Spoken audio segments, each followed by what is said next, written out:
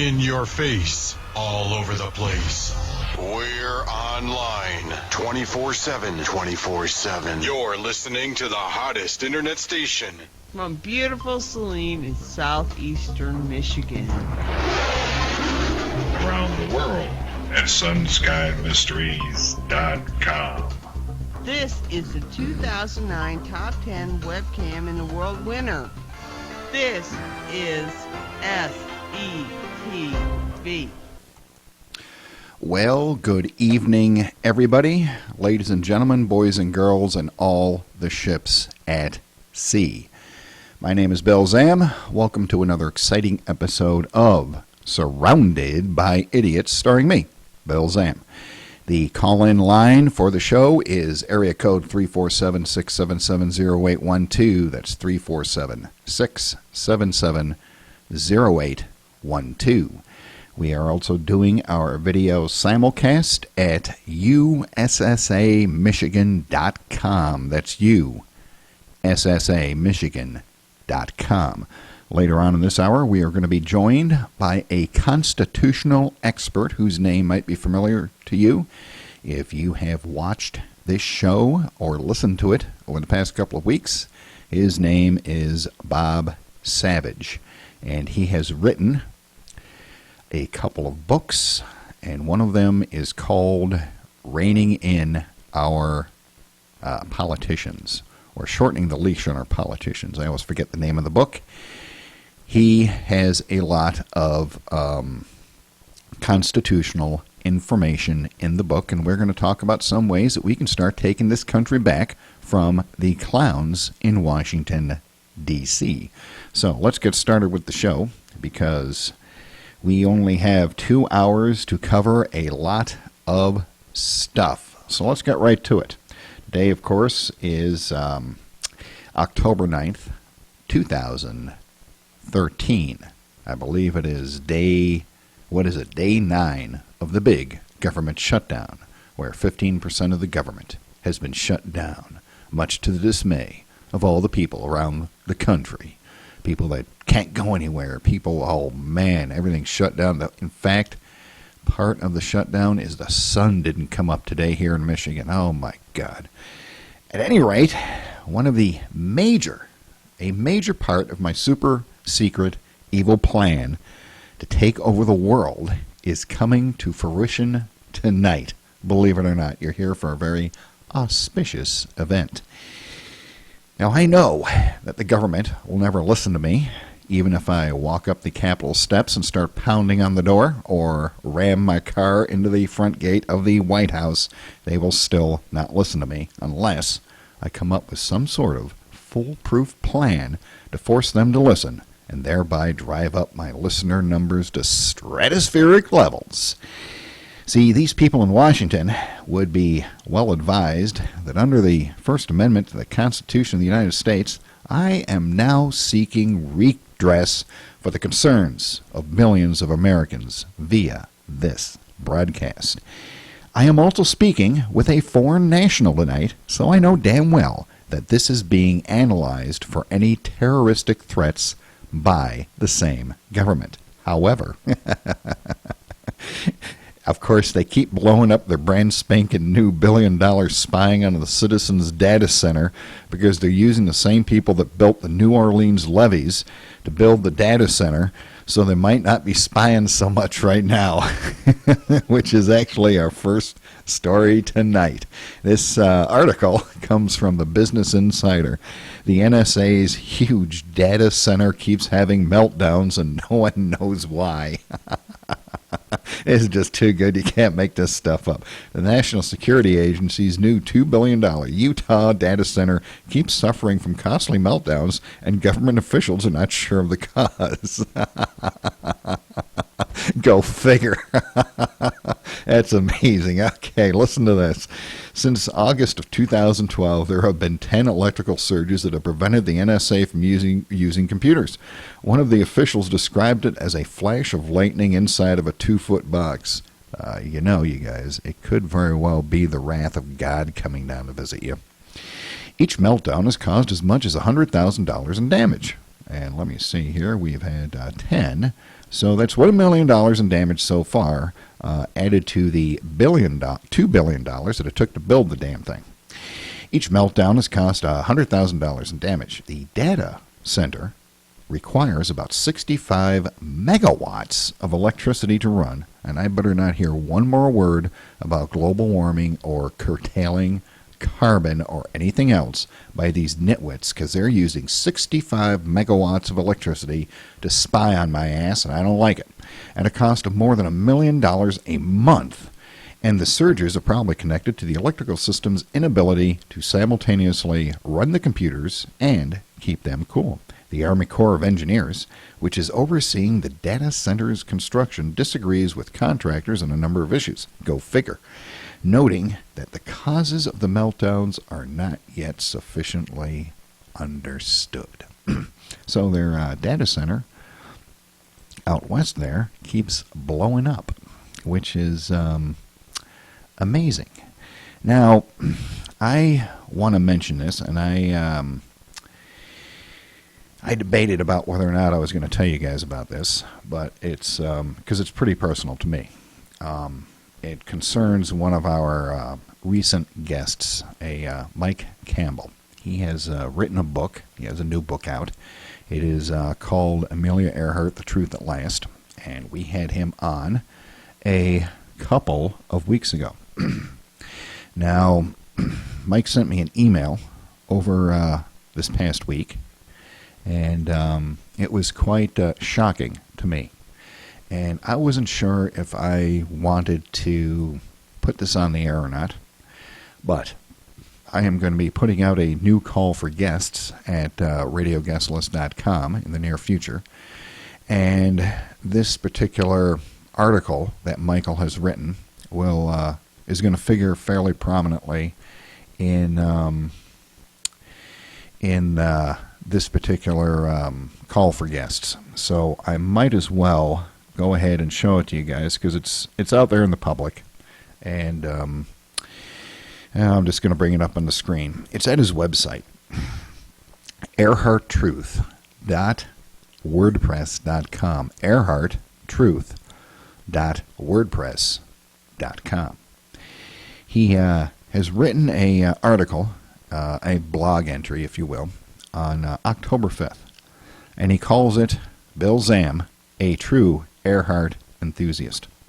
And the article goes like this, and I'm just going to go over a little bit of this, but it's not very often that somebody writes something like this about me, and I'm quite taken aback by it. Once in a blue moon, he writes, I encounter an individual who, upon learning the truth about Amelia Earhart's fate after spending a lifetime in the dark, becomes extremely interested to the point where he takes tangible actions that reveal the depth of his enthusiasm for his or her newfound interest. Gonna switch down here to a couple of paragraphs down, and he continues. In mid-July of the past summer, a fellow named Bill Zam, 55, of Saline, Michigan, placed an ad on radioguestlist.com seeking guests for his show with the unlikely moniker Surrounded by Idiots on the Internet's Freedom Talk Radio Network. It's over here on Blog Talk Radio, of course, and at USSAMichigan.com. Despite the strange program title, I sent him my standard radio query, and it's the one that has been ignored by hundreds of radio talk show hosts and program directors, but this was one of my few mailings that actually bore fruit. Well, that's because I am always looking for interesting people to talk to. I'm not like the hoity-toity people at other broadcast venues. He continues on the underneath there. Like the handful of radio hosts who planned to have me on, Zam said he would read my book before we engaged on the air. Unlike the vast majority, however, he actually did read it. And we talked about it. One of the things that I do is I contact the guests before, during, and after the show. Before the show, I always call for a pre-production interview. That is what the big-time radio hosts do. They have a producer that does a pre-production interview, especially on television. You call them up, you talk to them, talk about what you're going to talk about, some of the questions, things like that, and then usually in television, you get on the air and they talk about something totally different, just to screw with you. But that's not what I do.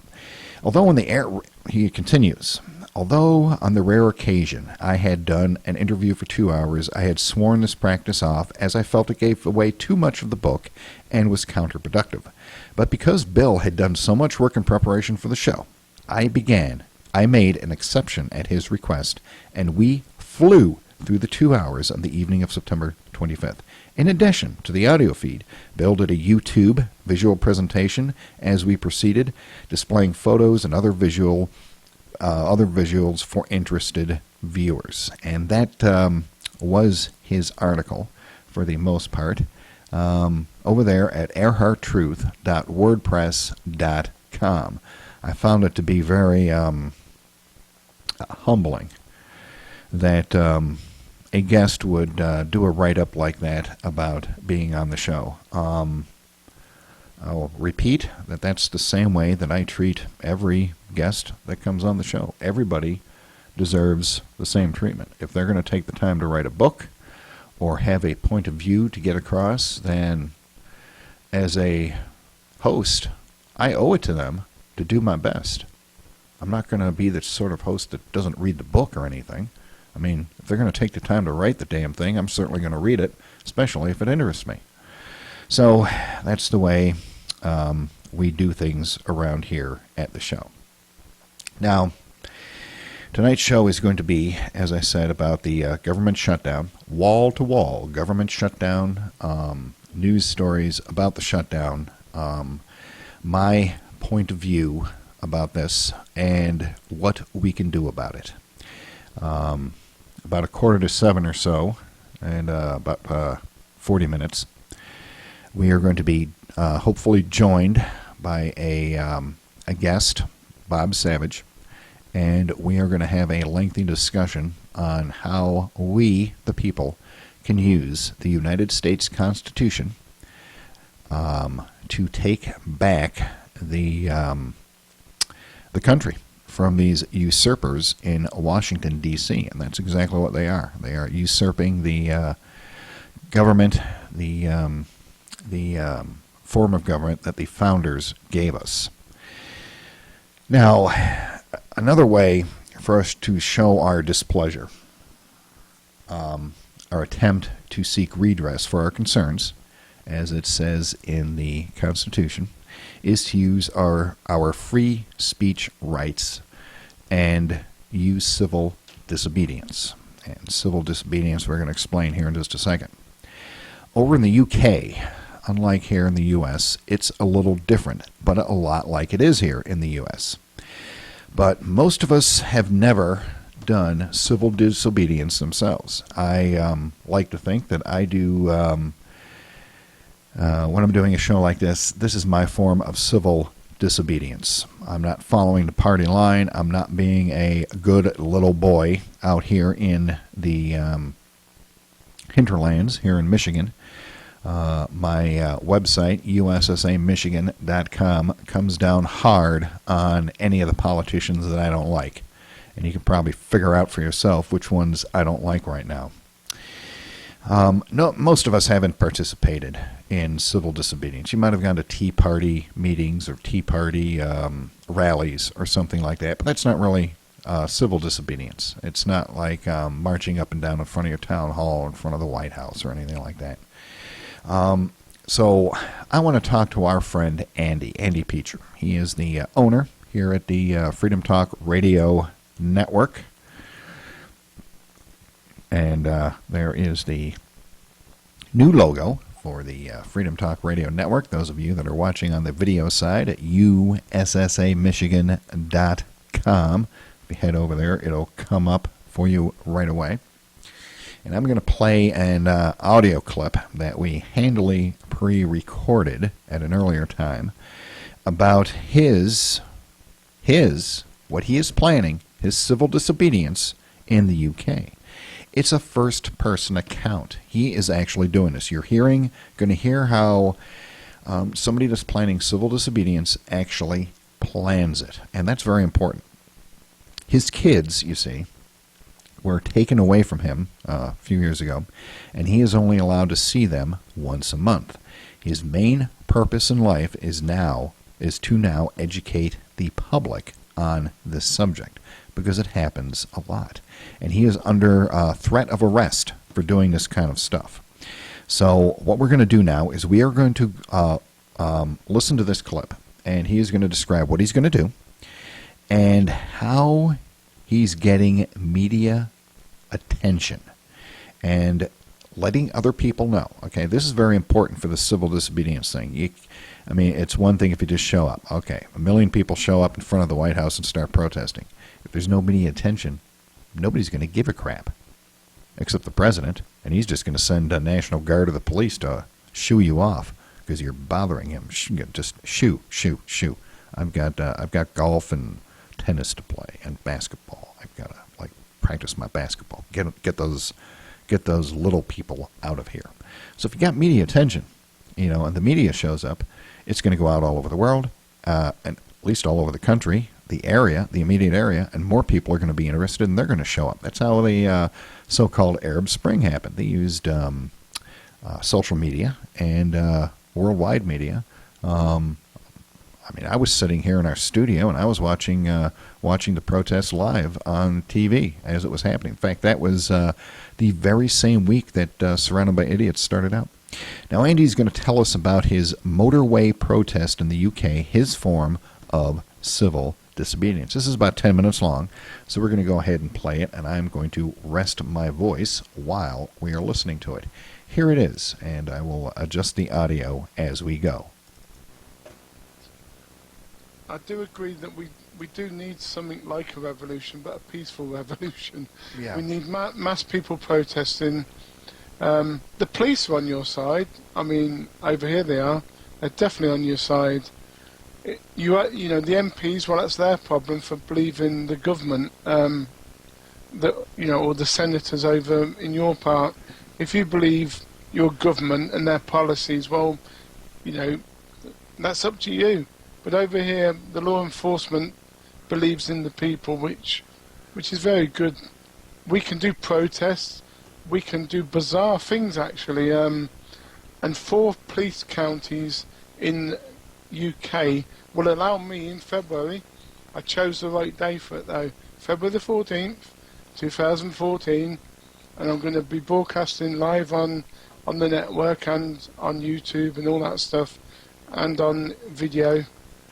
They're going to allow me and probably a few hundred people, not many, but that's all you need, is to block the road. The M25 is 200-mile round circular road of London, and if you block that, you're costing the economy a lot of money. Okay, at the moment I want to block it for an hour. They've said 40 minutes. They'll probably go down a little. But the point is, it'll be on world media. Activists block the road because of, children and not happy with the government. That's what you need. Over here, they'll let you do it.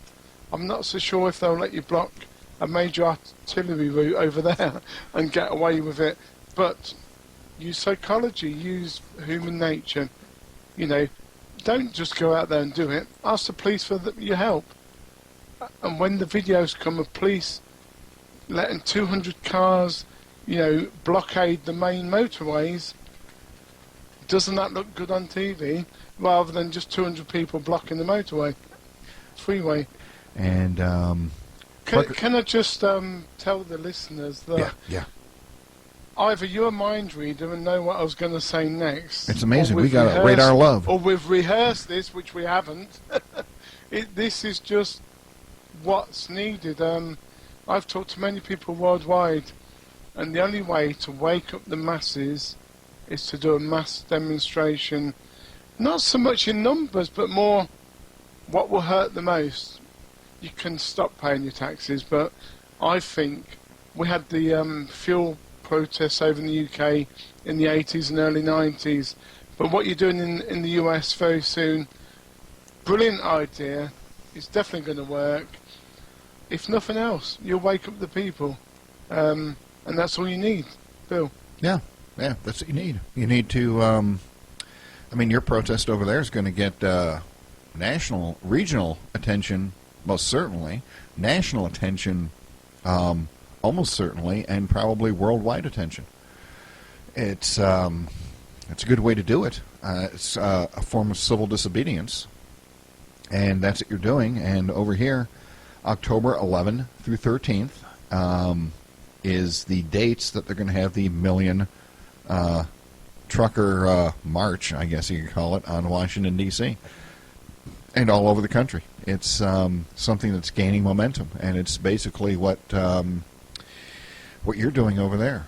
And I think it's amazing that they're actually letting you do it on purpose, although I'm sure they're going to try to minimize the amount of pain that you cause by, I don't know, maybe just having you just stay in one lane or something like that. Do they have, what kind of regulations they got on this? I'll tell you about that one. Sorry, Bill, to interrupt. No, that's okay. Yeah, well, last year was a dummy run. We only had about 10 cars turn up, but guess what? We had 10 police vans, 11 police cars, 17 bike riders, so about 40 police and 10 cars turned up. Now, we deliberately done that to see the psychology of what they're trying to do, or the rules and regulations.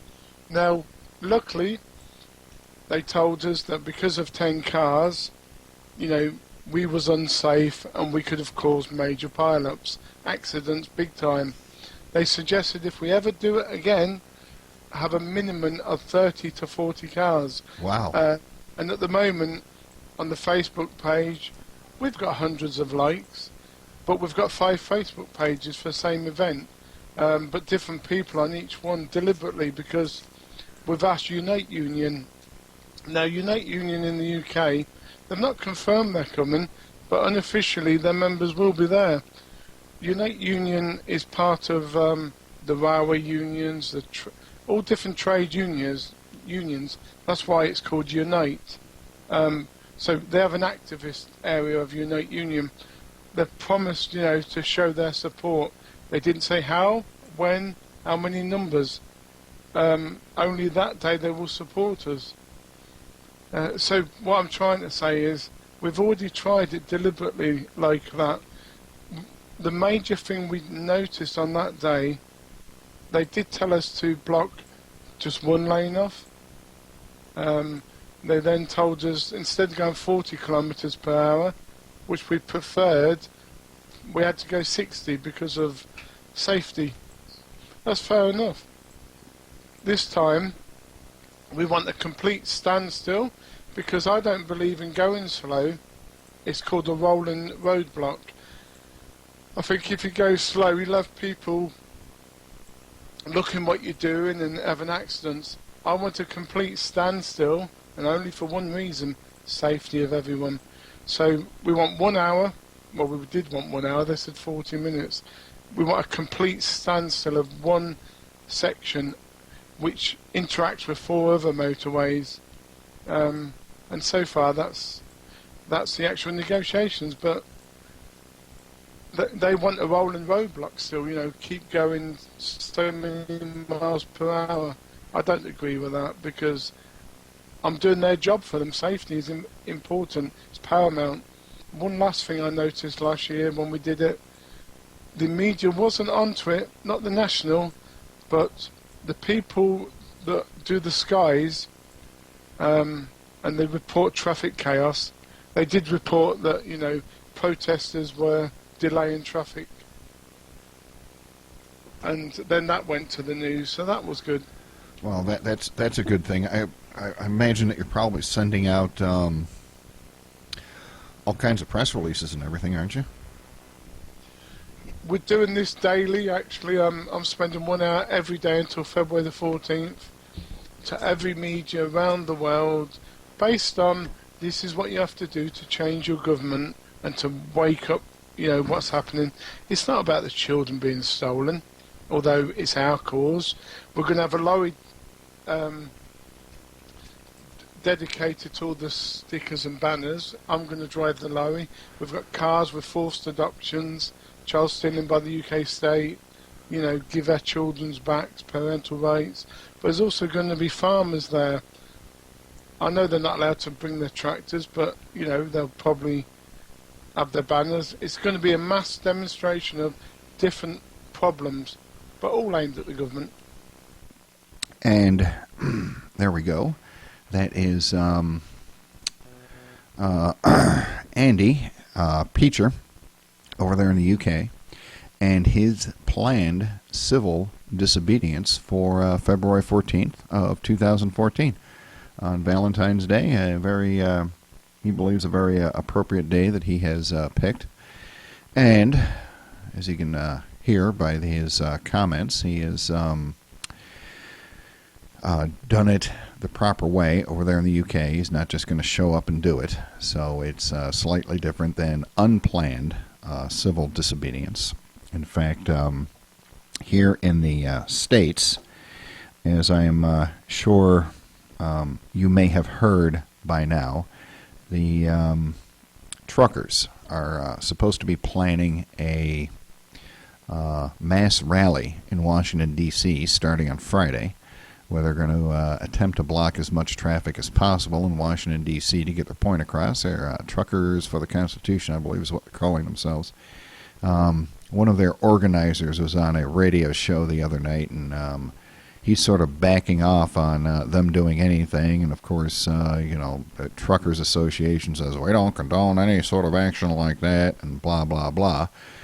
So it could be that there's been some behind-the-scenes threatening of the truck drivers to tell them, don't you dare go to Washington, D.C. and do this. You sit in your trucks and you behave yourselves, and don't you dare do that civil disobedience thing. So that might actually be a bust. Now, the other night on The Daily Show, I don't watch The Daily Show. I used to, but I don't watch it anymore. It's way, way past my bedtime. Jon Stewart on that show had one Kathleen Sebelius, the person in charge of Obamacare, on. And I thought I would play these clips for you because this is quite telling in how these people in the current administration operate. She was on The Daily Show, and he wanted to know, why is it that the unions, the businesses, the ones that the people on the left hate in the first place, or say they hate, the damned 1%ers, have all been opted out of this healthcare thing. The business owners, the corporations, have their 1-year delay, but we, the taxpayers, the 99%ers, have to buy it now. So listen to what she says on the show to his question, why is it that we, the people, have to buy this when the government people, not the Congress, they've opted out of it. The White House, they've opted out of it. The corporations, they've got their 1-year delay. Why don't we, the people, have a 1-year delay? Well, they can. They pay a fine. They pay a fine at the end of the year. But they don't have to, they can say, I don't want to do it.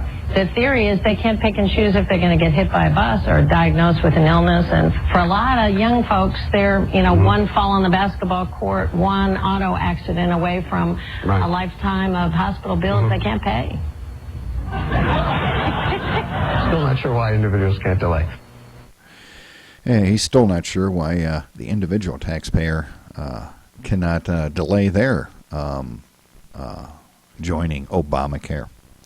So, I'm sure you heard that. We're gone from the tax back to the old penalty argument that they used before. So, one has to think to themselves, look, the Obama administration argued that this is a tax. The penalty is a tax in front of the Supreme Court.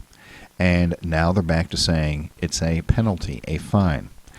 So, Either they perjured themselves in front of the Supreme Court or they're lying to us. One or the other. There's not any two ways around it. Now here's the next clip. Listen to these crazy lies about part-time employment.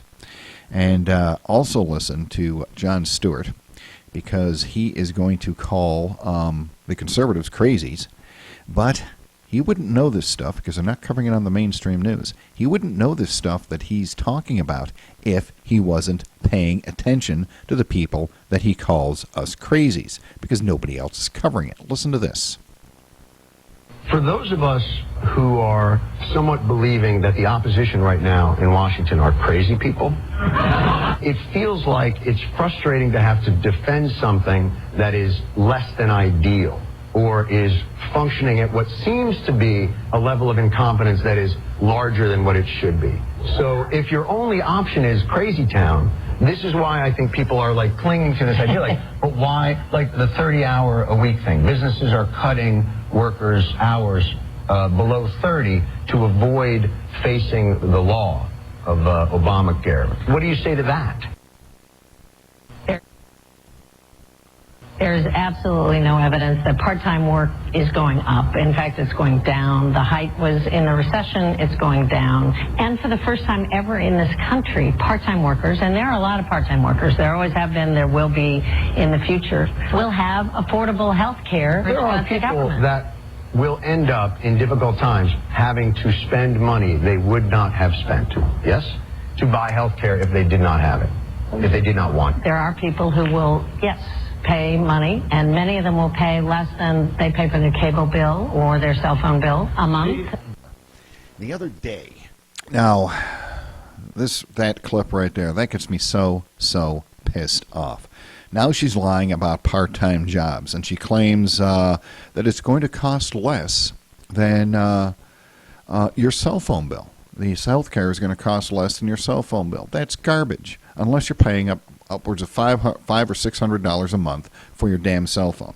Now she's just making it up. She's like making this stuff up as she goes along, sort of like they did on the last season of Lost. 70% of the damn jobs being created are part-time work, and I know my wife is one of them. That doesn't even count the ones that have been reduced to under 30 hours to prevent the employers from paying health care. I, in fact, have a couple of articles about that right here. Those of you over on USSAMichigan.com watching the video stream in stunning 128-bit stereo are seeing the article from Newsmax. And for those of you on the Blog Talk stream, let me read it to you. This is from Newsmax about part-time jobs. Part-time job creation massively outpaces full-time under Obama. Let's listen to Kathleen Sebelius, the apparently uninformed Kathleen Sebelius, once more. There's absolutely no evidence that part-time work is going up. In fact, since President Barack Obama, I think I'm going to start calling him Barack Milhouse Obama. How does that sound? Took office, the number of part-time jobs created has increased sevenfold compared to the number of full-time jobs, a trend many have argued has been caused by the impending implementation of Obamacare. There's absolutely no evidence that part-time work is going up. In fact, according to figures produced by the House Ways and Means Committee, 270,000 full-time jobs have been added since January of 2009, compared to 1.9 million part-time jobs. There's absolutely no evidence that part-time work is going up.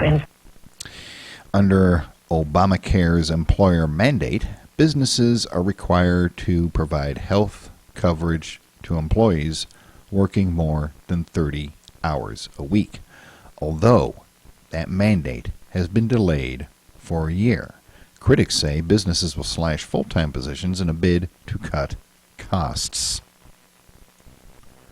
There's absolutely no evidence that part-time work is going up. In fact, it's going down. The height was in a recession. It's going down. So, either she has been sadly misinformed or she is lying. Take your pick. Now, moving on to the shutdown of the nation. I am hearing some odd sounds in the studio that I may have to check out in a few minutes. The Republicans have agreed to a compromise by funding part of the government, which includes the National Institute of Health, which offers children with cancer last chance experimental treatments. They were told, the NIH was told by the president, you can't start any new testing of anything. So, if that's what the president decides to pick out as one of the things to shut down, as soon as the Republicans found out about it, they said, not a problem. Let's make sure that we fund the National Institute of Health. So they passed a special bill to fund the National Institute of Health so we can save children, because that's what they said they are there for, helping children. Fine. You only need to shut down 15%. If that's what you want, if that's what you want to shut down, that's fine. We will pay for it. We will pass a special exemption for NIH, and we will pay for it. The president said he will veto that. Let the children die. Then there's a compromise on the World War II memorial. That's what we focused on last week on this show, and in some of our recordings too. The World War II memorial is open 24 hours a day, 7 days a week. You walk up to it, you do your thing, you walk away. There is no staff, there are no guards. It costs nothing other than someone walking around, picking up trash, and wiping down displays. It is maintained with public funds and private financing. It was built by private financing and maintained with private financing. The White House knew in advance that these flights of World War II veterans, 90 years old, some of them, this is going to be the last trip of their lives. These freedom flights where they fly the veterans in. The veterans don't have to pay for it. They fly these 90-year-old men and women into Washington, D.C. to see the memorial that we erected in their honor. Some of these people, it is going to be the last trip they ever take. The White House knew in advance that these flights were coming all the time. They come in all the time because we are losing World War II veterans every single day. These groups, again, are privately funded. These groups are privately funded. They take these World War II vets to Washington before they die to be able to see it. They knew this, and what do? They put a chain-link fence around the World War II memorial. They put barricades there. Then, and this is where you have your National Park Service coming out and saying that they were told to inflict as much pain as possible. Then, when the GOP finds out about it, they go down there in person. Congressmen, they went down there in person, moved the old barricades, and let the World War II veterans in. One of the park rangers yells at them, "You can't do that," and starts yelling at the people in the wheelchairs. So what happens is that the president raises the stakes and then says, put guards around the monument, armed guards, so they can't go in there. So now he is spending money on guards around the memorial to keep people out, and the freaking vice president of the United States calls the park ranger guy that was yelling at the guys in the wheelchairs and says, you did the right thing. Let me ask you a question. Does that seem honorable to you? Does that seem like the White House is acting honorable? By the way, the White House, or the GOP, offered to cover any cost to keep the memorial open for the greatest generation, and it was turned down. Then there's the furlough of military chaplains. The military chaplains are not allowed to work for free. They said, the military chaplains said, we will celebrate masses and we will do our services and we will do baptisms for free. They have been told they will be punished, put in the stockade if they do so. So if you have a baby and you're in the military and you want to have it baptized by the military chaplain, if he does that, he's going to go and get arrested for baptizing a baby. Does that seem in any way at all honorable to you? They can't celebrate masses, or the chaplain will go to jail. Does it sound reasonable to you at all that in the Florida Keys, small businesses, hunters, and commercial fishermen can no longer practice their trade because, as you've seen probably at USSA Michigan, I did a big article about it, Obama has closed the ocean. The last that I heard, there is a retired Navy guy. I'm not sure what his rank was. I think it was a Master Chief or something like that. He is organizing a flotilla of 1,000 boats to go and break that blockade. That's your civil disobedience right there. He doesn't care if they're canoes, rowboats, whatever. Join us and we're going to go and break this blockade. The AFM, Armed Forces Network, or AFN if you want to call it that. They carry shows that are conservative. They carry shows that are liberal because they have to do 50%. They have to do 50-50. 50% conservative and 50% liberal. They don't just broadcast news and talk. They also broadcast to our armed forces all of the sporting events, all of the football games, the baseball games, the World Series, soccer, things like that. Now, the golf course at Camp David was deemed essential and kept open. But the AFN carrying the football games, that's deemed non-essential.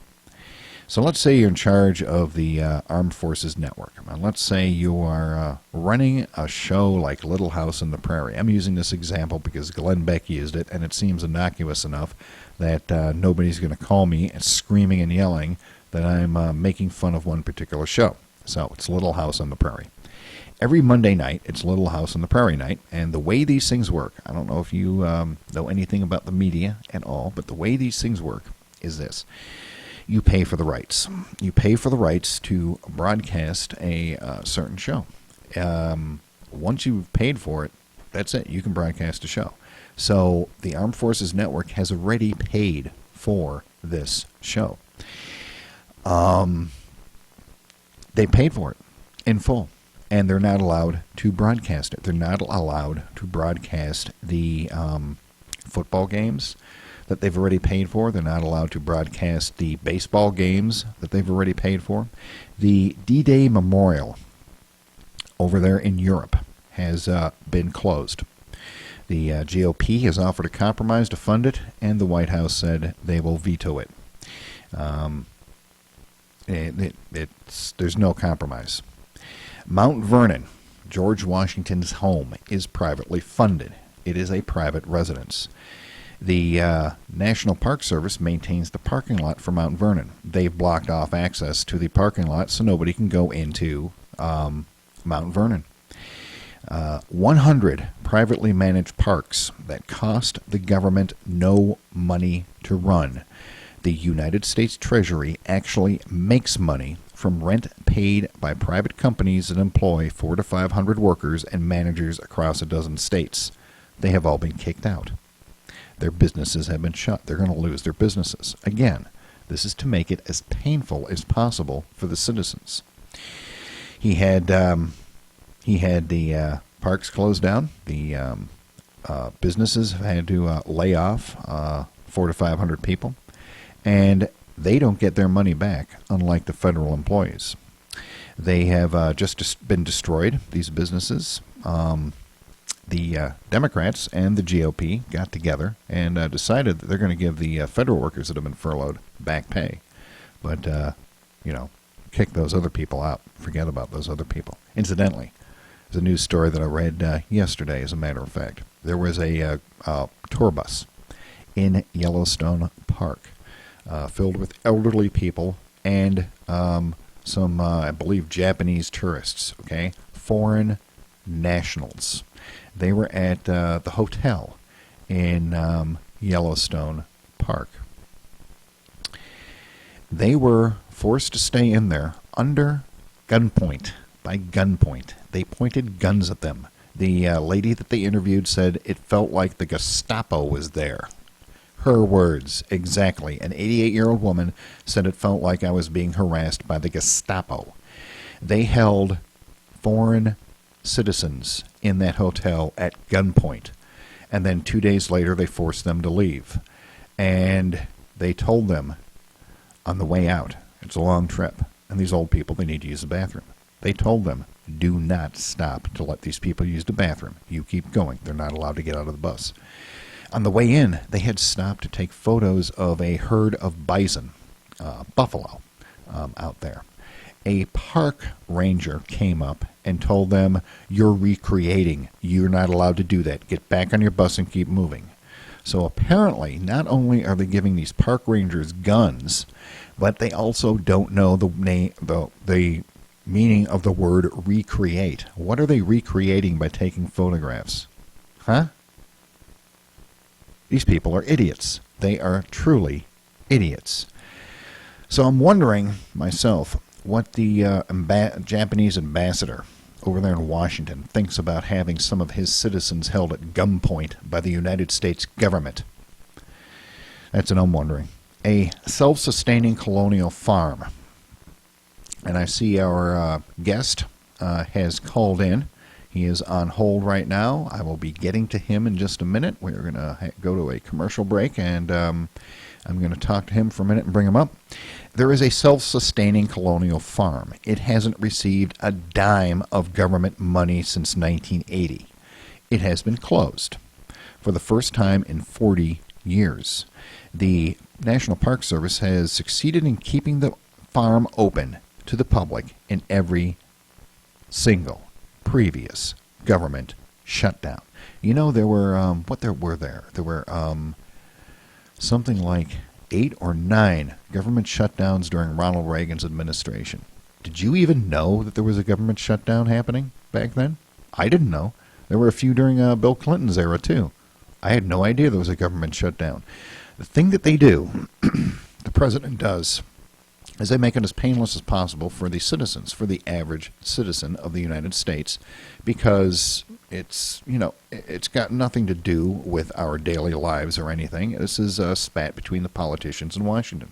But this particular president has apparently deemed it necessary to punish us, the citizens, which is unconscionable. The farm, that self-sustaining farm, has always been exempted because the government pays nothing, provides nothing for it, nor do they provide any resources to operate the farm. But it's shut down now. The state-run parks in Wisconsin were told to shut down, and the governor there told them to go to hell. We're keeping them open. The president has closed a Vietnam memorial. The GOP offered a compromise legislation that would fund the memorial, but the president said he'd veto that. The operator of an inn on U.S. government-owned land in North Carolina has abandoned his defiant stance last Thursday to keep his property open despite being ordered to shut it down. There are all sorts of examples. Did you know that they shut Mount Rushmore? So people were, instead of being able to go into Mount Rushmore and see it up close, they were stopping by the side of the road to take their pictures. Yeah, guess what? The police were ordered to put up cones by the side of the road and blocked off the side of the road so people couldn't even look at Mount Rushmore. You're not allowed to look at Mount Rushmore because of the government shutdown. Does that in any way sound reasonable to you? People in their private homes that happen to be on federal property, they have been kicked out of their homes on Lake Mead. I didn't even know Lake Mead had any federal property around it. They've been told, get out. You're not coming back until this shutdown's over. It sucks to be you. These are people in their 80s and 90s that are out of their homes now, have no place to go, basically homeless, because of the government shutdown. A restaurant in Philadelphia has been shut down. And it's a private restaurant. They're not going to get any money back. They've been shut down. There's a public road in Colorado. It's in Pitkin County, and the county commissioners there have been told to shut it down so that people can't look at the fall colors on the trees. So they've got notices up. If you plan on taking this road to work, you have to go someplace else because of the shutdown. There's just example after example after example. The St. Louis Gateway Arch has been closed. The USDA website that farmers use to find out information about diseases for the livestock and the latest crop forecast and things, that's been shut down. Doesn't take anything to shut it down, to keep it running. I mean, they're already paying for the service. Military members and their families. Listen to this. Andrews Air Force Base. Okay, Andrews Air Force Base. They've closed the commissary and the PX. They've closed the pharmacy, so that military families now have to go off base and they have to buy their food and everything on a military pay at full price, which is 30% above what they pay in the commissary, the PX, and the on-base pharmacy. Been told, sorry, we're closing that. It's non-essential. You have to go someplace else. So they're going out and they're spending more money than they need to, and they're on a very limited budget. However, the golf course over at Andrews Air Force Base, the one that the president uses, guess what? That's open because that's essential. And the president said, well, that's because it's privately funded, so it doesn't count. Really? The World War II Memorial is privately funded. That's closed. The all of these restaurants and inns, they're privately funded, and they're closed. The self-sustaining farm funds itself. That's closed. The ocean, you've closed the ocean and you're keeping your own golf course open. This is insanity, folks. This is one of the hallmarks of a dictator, to be honest with you. I'm going to skip down here, and I'm going to bring in our guest. He was on last week. I've got a ton of stories here. Here's one that I'm going to bring him up on live on the air. Bob, I'm going to bring you up here. And there is one more that one more of these that I want to talk about, and I want him to chime in on this because he is a military veteran, and find out what he thinks about this. Bob, you're on the air. Good evening. How are you tonight? I am. Good to hear you, Bill. Yes, I have one more story I want to cover. This is going to be this is a doozy. You're going to love this one. 4 soldiers were killed in battle in Afghanistan, and they're being flown back. You know what the military told them? Sorry, you're not coming to receive the bodies. We don't have money to fly out here. Sorry. But the good news is the Fisher House, a charity, the Fisher House has stepped in and said, don't worry, we'll pay for the families to come to Dover Air Force Base to receive the bodies of their loved ones, and we'll pay to fly the bodies home. That's unconscionable. I can't believe they're doing that.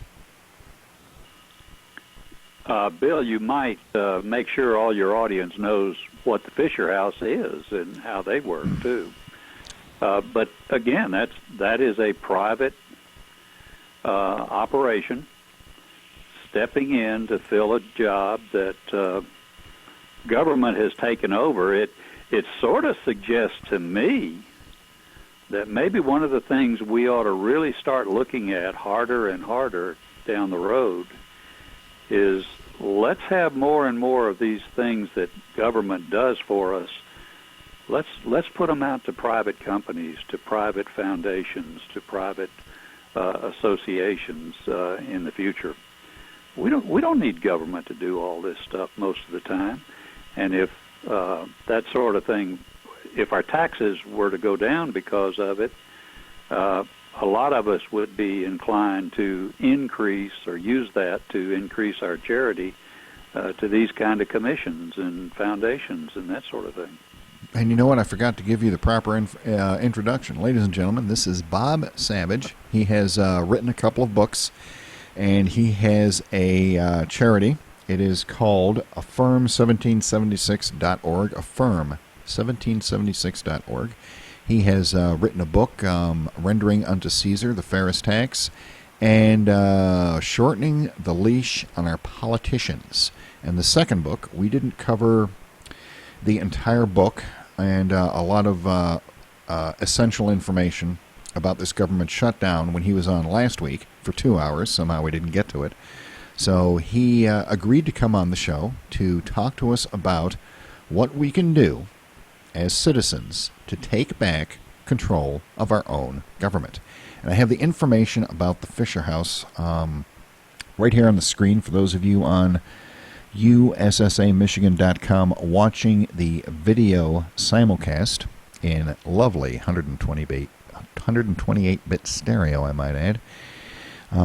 This is from theblaze.com. After families of fallen U.S. military personnel were denied benefits due to the government shutdown, the Fisher House Foundation has stepped forward to help cover travel and funeral costs. The Fisher House has been providing housing and travel assistance for military families since 1990. So this offer is nothing new to us, Cindy Campbell, Vice President of Public Affairs for the nonprofit organization, said. She also said, what is new is the Fisher House stepping in to bridge the gap between when they get reimbursements from the government. Because you see, there's a $100,000 death benefit. If your husband, family member gets killed in action, there's a $100,000 benefit that's supposed to be paid within 3 days. They are withholding that. Not only are they not flying the families out to Dover to pick up their loved ones. I don't know if you've ever seen one of those ceremonies, but it'll rip your heart out every time you see it. Not only are they not flying them out there, but they're not giving them the death benefits, so they're in limbo.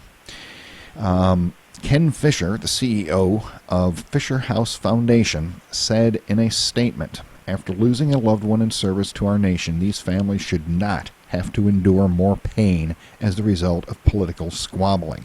For the last 20 years, Fisher House has been there to support our military families in their time of greatest need. We are now stepping up to honor the sacrifices that have been made and repay a debt that is truly unpayable. I would recommend, folks, if you got a spare dime, a spare dollar, spare $10, look up the Fisher House Foundation and give them some money. They need it right now. So, Bob, how you doing tonight? I'm doing great. Probably better than me. I'm almost, except for the kinds of things that you've been describing, which obviously hit certain people and certain businesses in certain areas, overall, may not be too bad a thing that we get a few days vacation from our government employees. I think it was Ronald Reagan that said 8 or 7 or something most feared words was, I'm from the government, I'm here to help. Yes, maybe that was we got Ron. a little break here. Yeah, it's amazing. You know, there was one government website, the hurricane forecast website, and you go to the I think it's nch.gov or something like that. You go to that website, and there's a big thing plastered up on there. It's closed due to the government shutdown. However, you put a www in front of it, you go to the regular website because it's not closed. They're faking it. Yeah. Yeah. It's amazing. Wow. I'm throwing up some of the articles here that I've collected about this government shutdown on the screen for the people that are watching the video side. The restaurant owners, and it just keeps getting worse and worse, man. Just worse and worse. I heard 8 members of Congress were arrested in Washington, D.C. yesterday. I have not heard that. Yes, they were Keith Ellison, Democrat; John Lewis, Democrat; Raul Javelia, Democrat; Joe Crowley, a Democrat; Al Green, another Democrat; Luis Gutierrez; Jan Shawakazaki, and Charlie Rangel were arrested by the Capitol Police and charged with obstructing and accommodating of the traffic, because they were sitting down in the middle of the traffic because over there in the National Mall that's closed, that the World War II veterans can't get in to see their memorial. The Obama administration has gone ahead and allowed some pro-amnesty illegal aliens, about 20,000 of them, have a big concert on the National Mall. while it's closed off for everybody Yeah, else. that doesn't make a lot of sense. No, it doesn't. So what do you say we talk about why you are here, which is an option that we have as citizens of the United States that was built into the Constitution at the beginning. A lot of people insisted that this would be built into the Constitution. It's one of two methods that we have for modifying the Constitution, and it's called the Fifth Amendment. So why don't you take people through that while I call up a copy of your book here so that we can read one of the appendixes that you have in the book. Well, I'd be glad to. To me, a lot of what all of this back and forth that we're enduring right now points to is the fact that we do need some amendments to the Constitution in a number of areas. We need a new tax code. We need to somehow, per my second book, shorten up on the leash we have on a lot of our so-called representatives. And the Founding Fathers made sure when they wrote the Constitution that they put in a process by which that Constitution could be amended as time went along. And I think they knew very well that they hadn't solved everything. And even if they had at the time, with time marching on, new issues would come up and new slants would occur to people on various problems and that sort of thing. And so with time, we would probably need to adapt different parts of the Constitution. So they put in Article 5. It's fairly short, and it just simply says that the Constitution can be amended as time goes along. And they gave us two ways to do it. We have amended the Constitution since that time in the late 1700s. I think it's 27 times. Of course, 10 of them were right off the bat. They were the Bill of Rights that the people at that time demanded as part of the package to get their approval to the basic Constitution itself. But even with that, we've had 27 additional amendments since that time. We've never done it using anything but one of the two ways. That one way is to have two-thirds of both the House of Representatives and two-thirds of the Senate agree on a proposed amendment, and it can then become one. The second way, however, has never been used, but some of the Founding Fathers, and I think George Mason comes to mind, I think he's the one that was particularly insistent that there might come a day when Congress could not be depended upon as far as the people were concerned. And so he wanted a way, or they wanted a way, a second way, to amend the Constitution whereby the people themselves would do it. And so the way they set it up in Article 5 was this second way was if two-thirds of the states petitioned the Congress because the people in those states wanted a convention to occur for the purpose of debating potential amendments, Congress would call a convention together. It'd be a national convention, and that debate could go on.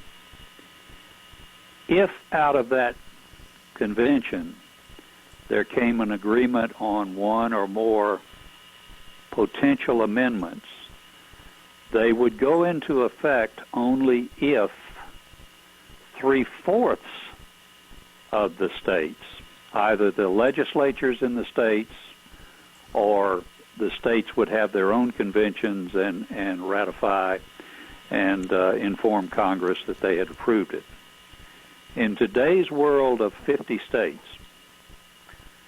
that means that in order to get a convention going, whether Congress agrees to it or not, it would take, I believe it's 34 states, to petition Congress and say, the people in our states want us to have a convention.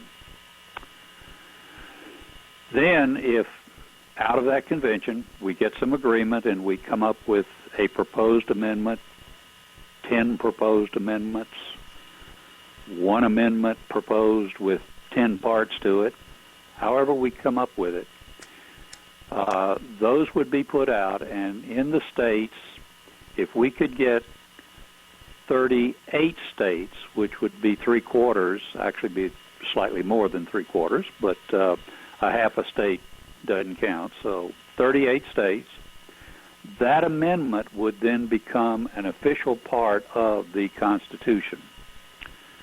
Now, like I said earlier, of the 27 amendments that have been approved since 1789 or thereabouts, that last process has never been used. I think in part it may be because most of the time an amendment that got approved by Congress because the people got worked up and Congress got nervous and made sure that it happened. In my opinion, we are no longer in a position where we can get worked up enough for our Congress to be depended upon to do that.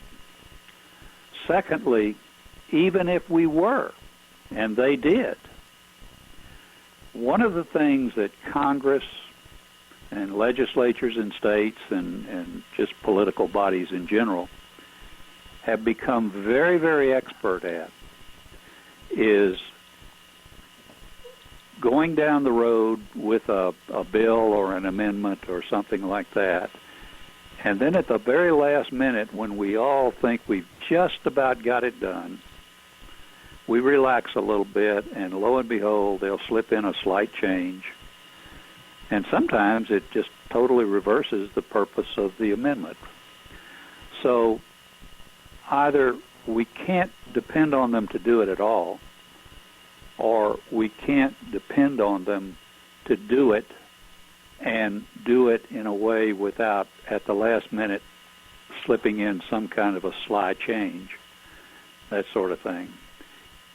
In both of my books, I talk about this because both of them talk about potential amendments that I believe we should be making, whether it be to the tax code or to put term limits on a president, a congressman, a judge, or to put in automatic sunsets on laws and regulations and things of that nature.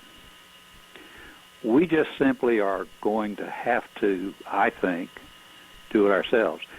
And when we closed our conversation last week, one of the things that came out, and I believe this very strongly, is that is essentially exactly where the founders were in 1776 when they came up with the Declaration of Independence. And then 11 or 12 years later when they came up with the Constitution. They were exactly at that same place. The King of England and the Parliament were, they felt, just simply not going to go along, or if they did, there'd be some trickery or some kind of subterfuges put up. And so they decided that if anybody was going to do it, they were going to have to do it themselves. I personally think that that's where we are in the United States today. Now, maybe we're not quite there, but if we're not quite there, we're awful close. I believe most people would agree. When you look at polls that put the approval rating of a group of congressmen who think very highly of themselves and congresswomen, and yet the polls put our approval ratings on them somewhere probably just below the proverbial used car salesman. Mm-hmm. We're going to have to act on our own. To me, there's another aspect of that as well that we will have to be very cautious and very dogmatic about. Not only can we not, in my opinion, let Congress do it, and probably in a lot of cases state legislatures, we can't depend on them,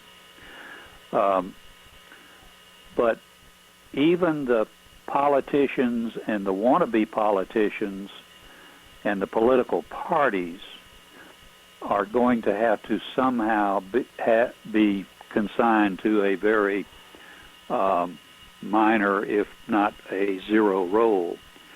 Somehow we've got to get to the point where we can have a debate between ordinary people who are good-intentioned, and even if they disagree with one another, whether they be a liberal or a conservative or whatever, but at least they can sit down and look at each other and not think about re-election, not think about the perks that go with the job, not think about the money that the lobbyists have, in their accounts ready to dole out, or the favors. Or more and more, I think we're also seeing not being mindful of all of the pressures that the entrenched bureaucrats can bring. One of the things we're seeing in the last few months is that it's not only the lobbyists and the special interests, but in many cases, even more sinister is the lifetime career bureaucrat who has run an organization and is trying to please the boss and is going to do anything and everything to run that organization regardless of what their oath said, what the law says, or what the will of the people might be. But we need to look at Article 5. We need to particularly look at doing it in the second process, even though that's never been done before. And we need to get on with it.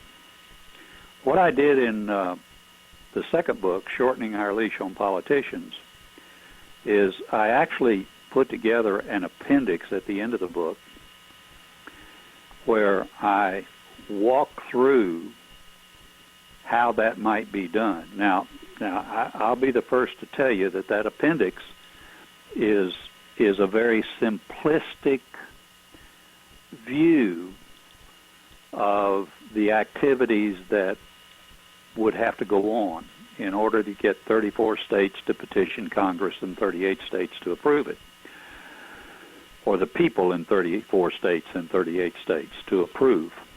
But at least if people will look at something like that, I think they will get a feel for just what kind of processes and procedures would be needed if we, the people, are to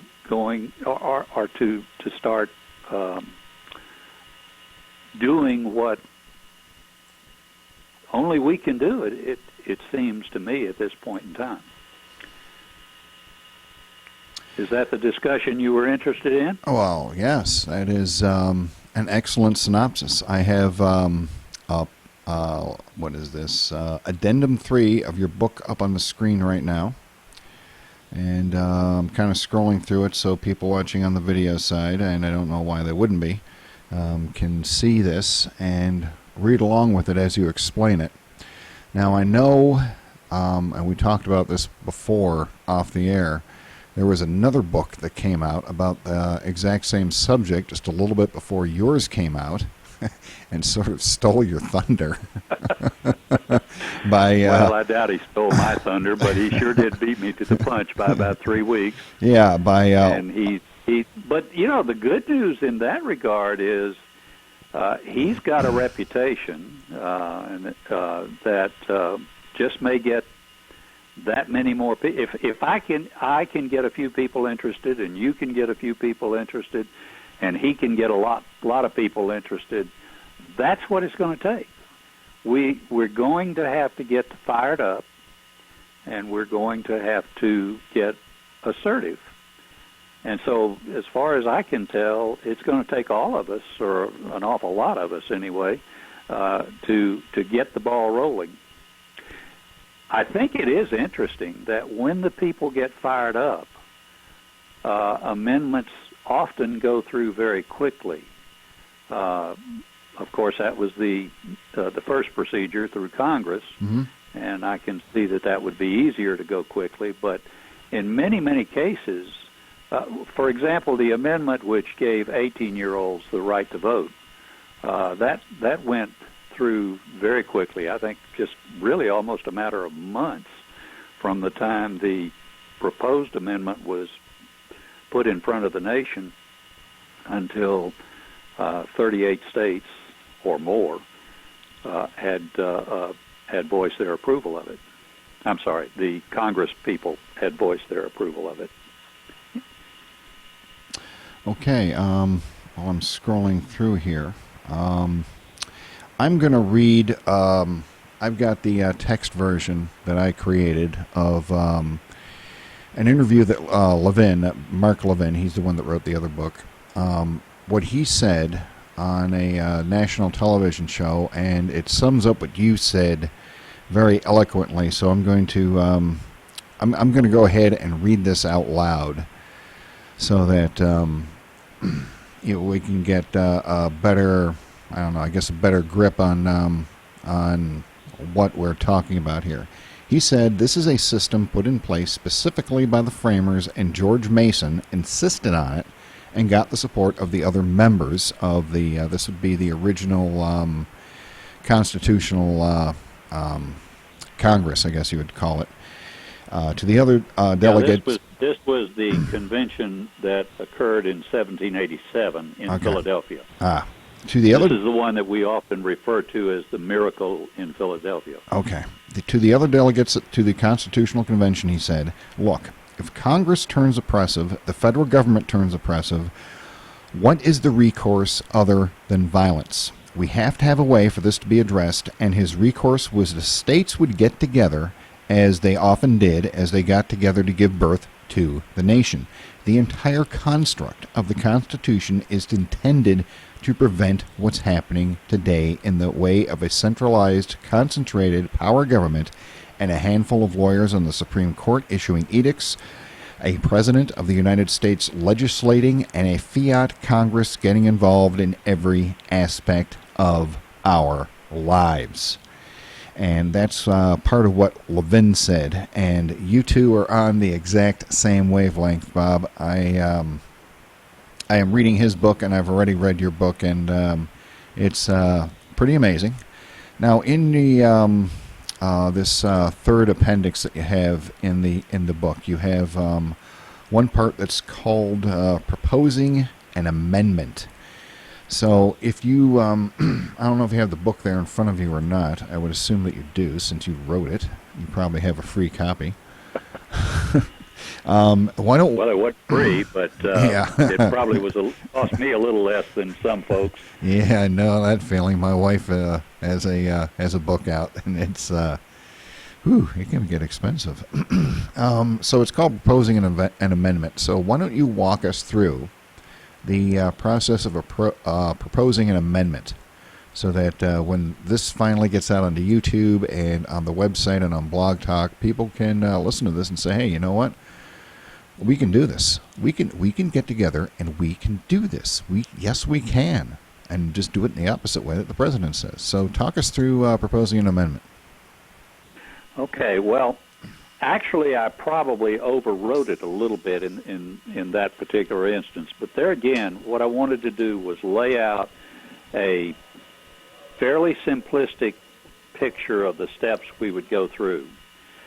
What Article 5 says as the second process is that if 34 states propose a convention to the Congress, that Congress will, of necessity, set up that convention and cause it to happen.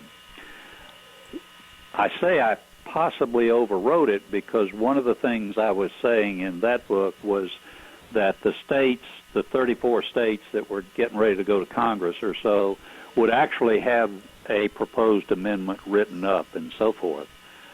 I'm not actually sure that we would have to do more than just go to Congress and say, I live in Georgia, so we would have a convention of people here in Georgia, or we would get the Georgia legislature to go to Congress and say, Georgia would like to have a convention of the states for the purpose of considering amendments. We could go to them with specific amendments laid out, and that might move the process along a little bit faster if people actually knew the kinds of things we wanted to talk about at that convention. If we were doing that down here in Georgia and you were doing it up in Michigan through either a state convention that Michigan citizens put together or through the legislature in Michigan, and somebody else was doing it out in, say, Missouri, and somebody else or a state legislature in, say, Arizona was doing it, if 34 of us got to Congress and said, we want a convention to consider either this specific amendment, or possibly we could go to them, if you read the Constitution, Article 5, correct, simply, it just says all we have to do is say we have to ask for a convention. But in that, in any event, when the convention occurred, somebody would have needed to have basically drafted one or more proposed amendments at that time. So we can either do it as we go to Congress, or potentially we could do it just before the convention starts, and that sort of thing. I have a question. Yeah. So the states go to Congress and say, we'd like to have a convention to for the purpose of amending the Constitution so we can take the power away from you clowns. If I know the people in Congress, and sadly I do know them quite well after watching their antics, I would think that they would pull some type of parliamentary procedure to circumvent that, to keep them from doing it. Oh, no, wait a minute. It's not exactly two-thirds of the states, because Texas is a republic, you see, and Georgia's a commonwealth, so we can't have that. It's not two-thirds of the states yet. What is the likelihood of that happening? And to your knowledge, can that also be blocked by the states? The Article 5, and I'm going to read it verbatim here. I'm going to read a portion of it verbatim regarding the second process.